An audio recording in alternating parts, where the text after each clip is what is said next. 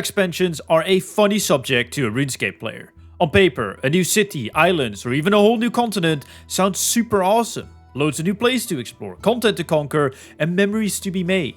Yet, when comparing old expansions like the Wilderness, Kandarin, or Prifddinas in both games to places like Anachronia, Menethos, or Zeah, it's hard not to feel a sense of hesitance to Jagex announcing a new one. Even the lack of success of one of the area expansions saw the cancellation of 2 more following it. Don't get me wrong, it hasn't all been doom and gloom. Varlamore was a huge success in Old School Runescape, introducing loads of new awesome content like Perilous Moons, Hunter Rumors, and a lot more, whilst Havenhythe has the long-term potential to be great as well, regardless of me thinking that they missed the mark with the approach of the first release by mainly catering to early game and new players. Once its full range of content is out, there's a good chance that overall, Havenhythe will be pretty good. So in this video, I'd like to dive deeper into the concept of area expansions, what are the elements of a successful one, and where has Jagex gone wrong over the years when releasing some of them. Don't forget to leave a like and subscribe to help me get to my goal of 15k subscribers. And enough yapping, my name's Varlamore, and let's talk about area expansions.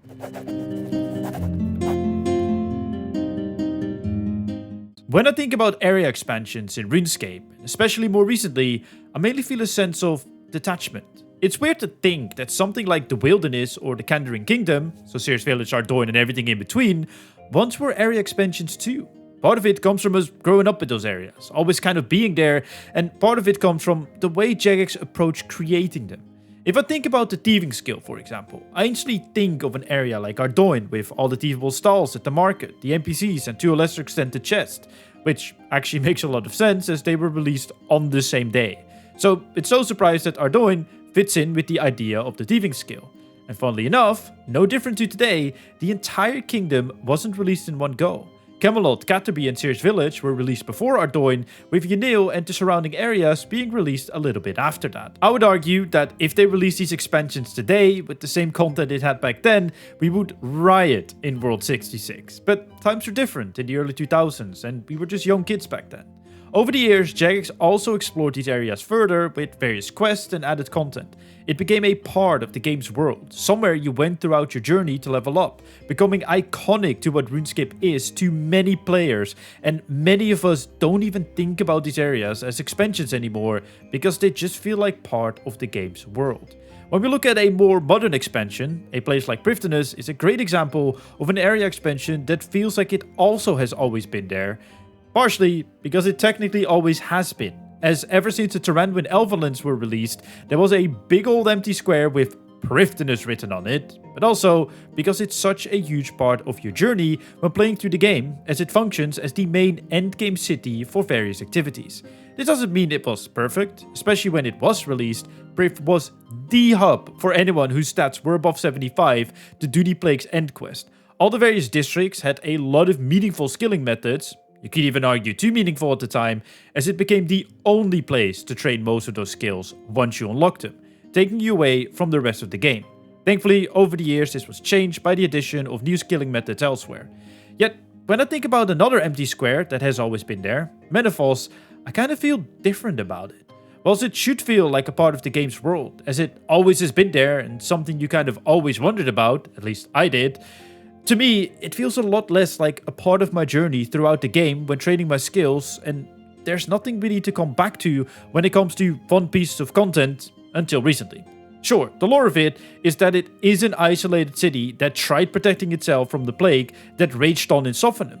But that isolation shouldn't be the excuse of it being so isolated from your journey.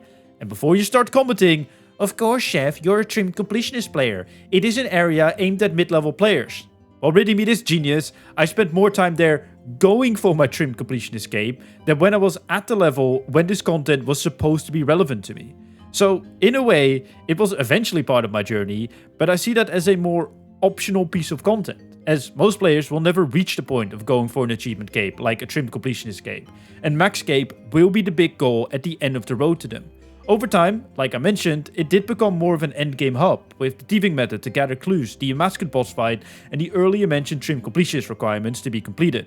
Yet its seemingly intended purpose, to offer more mid-level content, wasn't realized, as it didn't really add any superior methods to the existing skilling meta at the time. I have similar feelings, more or less, with most of the other recent area expansions too, Anachronia and the Uncharted Isles, the latter being designed more for endgame players in general. But once again, when going through my journey to get my maxscape, these were already part of the game, and the most interaction I had with them was me going there for my completion escapes. The City of is kind of weird, as it plays a huge part within the necromancy skill, but outside of it, there isn't much reason to go back to it. They did recently add thievable chests in the city, and the ghostly souls have been decent for an AFK fishing method since release. But outside of the necro skill, the city feels kind of dead. Pun intended there, by the way. Zeya is even weirder in my opinion, as when it released it felt, well, kind of like one of those custom maps you see in a private server, just without the Barrows brothers randomly lining up and dropping full sets of armor and then some. They were just 5 squares, each representing a region, locking you out of the content of the opposing factions with the reputation system. It's not till recently that it actually felt a bit better, as more quests, some area layout overhauls, raids, the farming guild and the surrounding Kebos lowlands were added. So what makes an area expansion work sometimes and other times not, when on paper they seemingly do the exact same thing, adding in new content.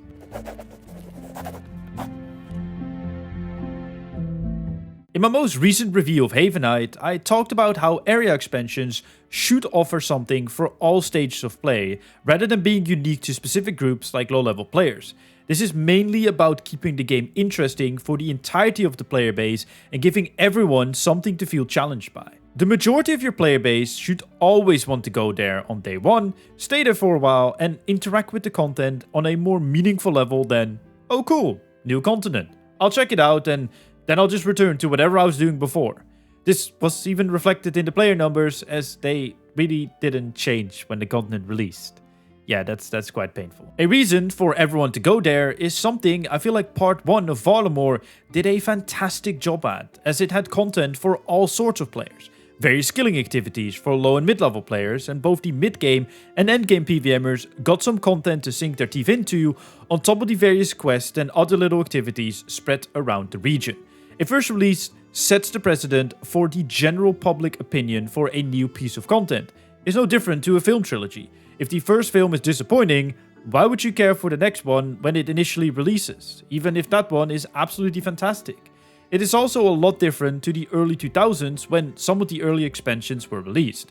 Social media wasn't that big of a deal back then, so there weren't hundreds of thousands of people seeing if Jagex did or did not underdeliver.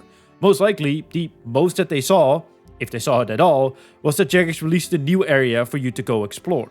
Sure, you did have the forums, but those were mainly used by the hardcore players. The average Joe and the potential new player didn't see any of that. And that is not even mentioning that the average player back then were kids or people in their early teens that were very low leveled. This is a lot different nowadays, with social media platforms, algorithms, and us being adults. Even if you aren't checking Reddit, Discord, or the recent Chivalric video on what is going on, chances are you somehow hear about RuneScape releasing an underwhelming update when that's the case, to it popping up on your timeline. That surely can't have a positive impact on the public perception of the game and the potential for new/returning players checking it out. To a company like Jagex, the number of players who play a new piece of content is one of the most vital indicators of success. It is a metric to show that it is a good idea to invest in developing more content for this new area, or potentially cancelling further expansions due to lack of performance. In fact, this is actually something that happened before. When Menethos was released, it was actually supposed to be part of a trilogy of area expansions, with Menethos being the first, a wilderness one being second, and the third one never truly being confirmed. Those are the ones we knew about. There could have possibly been even more. The only statement Jagex ever gave on the matter was that it, quote, took too many resources to develop these areas. But I do wonder how that mindset would have changed if Menethos was a huge success. The reason it failed was quite interesting as well, because at face value, it did everything Jagex set it out to do. They wanted to create a mid-level piece of content, it had mid-level pieces of content with skilling methods, great quests, and even a few things for endgame players like the player-owned Slayer dungeon, but it still failed. Well, the intended large part of the audience that they tried to appease here wasn't really there, the mid-level player. Which brings us to an interesting phenomenon, kind of a catch-22 if you will. Without mid-level content, there won't be mid-level players. But without mid-level players, What's the point of developing mid-level content? Jagex tried to fix the problem of why mid-level players aren't really playing the game here without truly identifying it. Even in 2017, when Men of Oz released, the early and mid game were just as bad as prior to the Road to Restoration rebalancing changes to early game XP rates and activities. Add Rampant Treasure Hunter promotion on top of that, and no casual player wanted to play the game. All that was left were the hardcore player base, people who this content wasn't really intended for. The point of my RS Will Miss It roleplay, giving you a history lesson, is to point out the importance of a content release being successful on release to a company like Jagex and hitting the numerical target that they set themselves. The amount of people playing the new content, however, isn't the only measurement of success.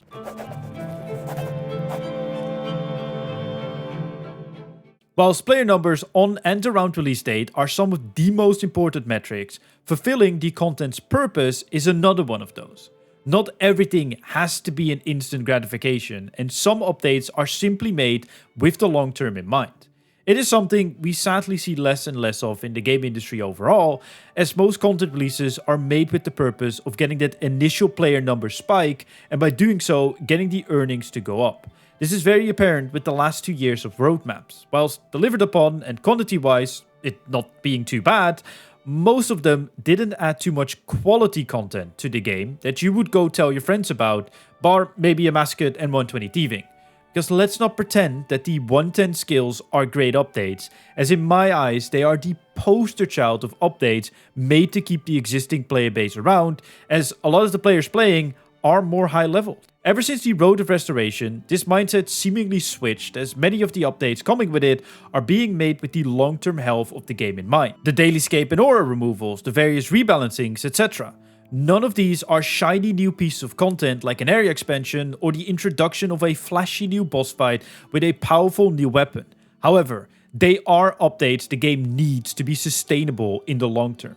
So when we talk about the concept of purpose, we are considering why a piece of content is being released and who it should serve. Scurious was released to teach low-level players how to deal with endgame PvM mechanics in a not-so-punishing setting. The combat modernization update was released to simplify combat and make the journey to the endgame more consistent across the board by balancing all 4 combat skills accordingly and introducing players to abilities one by one. Area expansions are no different when it comes to having a purpose. Prifddinas was created as an endgame hub for players with meaningful activities to do, and Varlamore's purpose was to add to the progression of the game for any type of player. However, just having a purpose and even delivering on it doesn't mean that it instantly makes it a success either. I know, this whole area expansion thing is more complicated than it seems. I'd say creating content with purpose and hitting the mark with it is something Old School Runescape has been doing quite well for a while now. Which is in huge part thanks to the detailed development blogs and their polling system. Seeing Runescape following in their footsteps, bar us still not having polls and listening to Reddit a little bit too much to my liking, it is encouraging to see that they are going in that same direction. Old School doing so well makes looking at the initial release of their first area expansion, Zaya, even more interesting, as it shows exactly what went wrong with the other expansions Jagex tried to release. When Zaya initially released, its main purpose was to create something new and shiny for the Old School Runescape players. Its first unique piece of land that wasn't in the original game, and complementing it with meaningful pieces of content that filled in gaps within the progression of your account. Mainly looking at skilling methods that you would return to throughout your journey of getting a questcape, maxcape, etc. Each of the 5 houses had a favor system, and by earning favors, you would earn better rewards. Assidius would grant you the ability to use the various farming facilities, and Arceus gave you the ability to craft blood plus soul runes and a whole new spellbook, which wasn't that great on release, with just the teleports and the reincarnation spells to train prayer. Yet, unlike today, where the favor system is completely removed, you had to lose it in one of the houses to earn it in the opposing one. So, whenever you needed any of the other facilities, you had to grind out favor first. This was then changed with a system where you could lock your favor once you earned 100%, and as stated, it was eventually removed because Jagex realized it just really sucked. Yet the favor system, whilst not great, wasn't the reason it failed. It partially came from it not having the meaningful content most players would have wanted. When you think about Zaya now, you think raids, the farming guild, Hydra, Yama, Thralls and Wintertot. Not even Scotizo with the Arclight existed when the catacombs initially launched with the first update.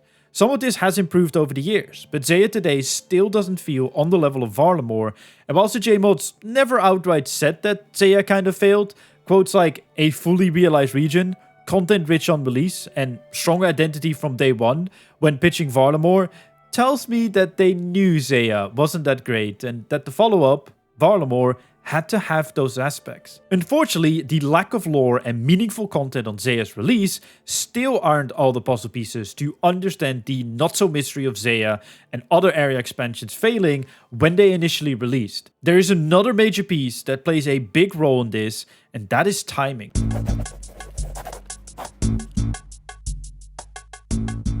Varlamore Part 1 delivered on everything. I recently made the comparison between it and Havenhythe Part 1 when I reviewed its first release. My major argument why I thought Havenhythe left a lot to be desired was because Varlamore Part 1 offered content for everyone, and that made sense for the player base when it was released. The low mid-level skilling activities, combat encounters and new lore.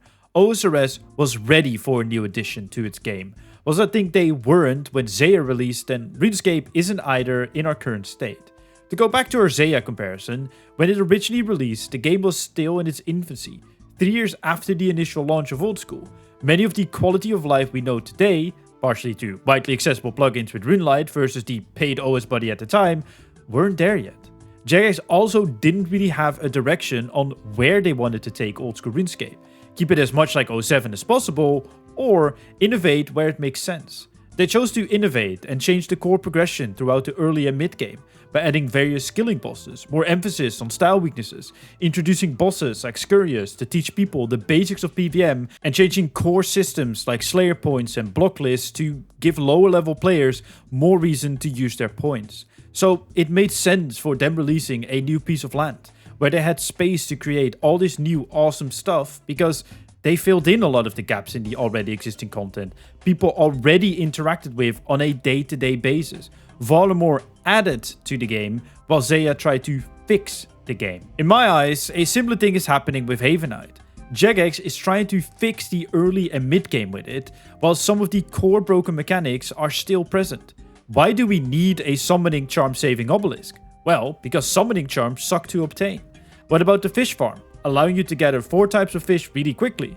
The problem isn't that we need a new fishing method, it's that all fish take too long to catch, and it's not a viable enough way to obtain food, especially for Ironmen. Maybe increase catch rates instead of adding a particular method that only applies to 4 out of the 40 fishable fish in RuneScape. The early game boss Ivar teaches players to use protection prayers during PvM, but also it's the fast track to unlock protection prayers by dropping colossal bones. They tried to kill 2 birds with 1 stone by adding a way to get 43 prayer to unlock protection prayers and teach people how to use them with just 1 boss. It would have made a lot more sense if the Silver Quill boss was the protection prayer teaching boss and Ivar allowed you to unlock them. Now that is proper game progression. The details and design flaws of the individual pieces of content are not the main argument here. It is more about not addressing the underlying issues that clearly are a part of RuneScape. There is a problem in hunter progression. Maybe instead of adding a new method, look further into catch and experience rates across the board. Add hunter rumors, please. Or summoning. The obelisk is cool, but if the amount of charms are an issue, maybe allow monsters to drop more of them. They are creating a solution without solving the real underlying problem. Just like Manifolds did. The issue is not just the lack of fresh early mid-game content and players to interact with it. The problem is the unaddressed core systems of skills like hunter, fishing or summoning not working properly across the board within the game regarding progression. RuneScape didn't need a new area expansion right now with Havenhythe. RuneScape needed fixes to the earlier mentioned issues, and Havenhythe was the solution. Meanwhile, everywhere else in the game, the same problems still occur.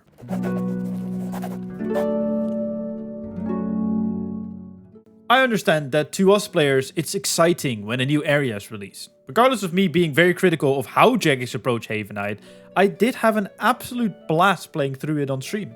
Yet, it shouldn't just be released because we need a new piece of content and they can use it to fix outstanding problems on top of it. I understand that as a business, you want to provide new flashy things to the players to get their memberships up again, and that balancing updates to fix core issues through the road of restoration aren't going to sell those. Yet, they also said themselves, We understand that the game isn't going to grow in the short term. So why release something so short-term minded? Sadly, these earlier mentioned problems, and the journey I keep speaking of, are different to anyone. But to all of us, it comes down to training up skills, and if we need a specific new method to make this bearable, Jagex should ask themselves if the skill functions well enough in the first place, instead of trying to fix it by adding something like a summoning obelisk to save charms. The same goes for creating content for the sake of it. Yes, we need bosses like Ivar and Silverquill, which both are free to play by the way, so why not add them to free to play areas that already exist and lack bossing content? The Varrock Hill Giant dungeon, or Draenor Manor for the Silverquill, would have worked fantastically. Yes, I know, the Hedgehog has lore tying it to Havenhythe, but at the end of the day, everything is made up and you could have just repurposed it to tie into Draenor Manor lore or something. The truth is, throughout your journey through Gielinor, you will visit a place like Varrock or Ardoin a lot more than a faraway land like Havenhythe in the current state of the game. And it's not like all these old areas are bustling with great content to do. In fact, there are so many pieces of irrelevant and dead content nowadays that many metas devolve to interacting with barely anything of what most skills or areas have to offer. Sure, I understand that it's a tremendous task to fix all of this, and truthfully, this will most likely never fully happen, nor has Old School Runescape figured it out completely either. But Temporals being in the desert, Guardians of the Rift within the Wizards Guild, or Brutus being in the iconic Cowpen makes a lot more sense than plopping them on a random new island. They would still be good pieces of content in isolation, but it would also create more detachment from them. We have been attached to what has been there for so long, with such wonderful memories over the years, and it's sad to see a lot of these places go to waste. It almost feels like that beautiful old building that needs renovations, but no one wants to spruce it up, and then it gets knocked down to be replaced by a functional, boring looking apartment complex. And tying new content into familiar areas also helps people connect with something more, because what is familiar is safe, and as long as there's room for it, I highly champion Jagex doing so. And Varlamore showed that when it is time to create something new, when you build it upon progression systems that have been fully fleshed out, it can work wonders. You will never be able to preemptively know if something will fit into the world long term, like Ardoin, the Wilderness, or Varlamore, as it simply takes years for people to not see them as expansions anymore and as a part of the game's world. But you can influence the timing and reasoning for creating a piece of content like an area expansion and the foundations they will be built upon. But what do you think? Leave a like if you did enjoy the video, subscribe if you're new, thank you for watching, and my name is Havenhythe, and I'll see you guys in my next video. Goodbye.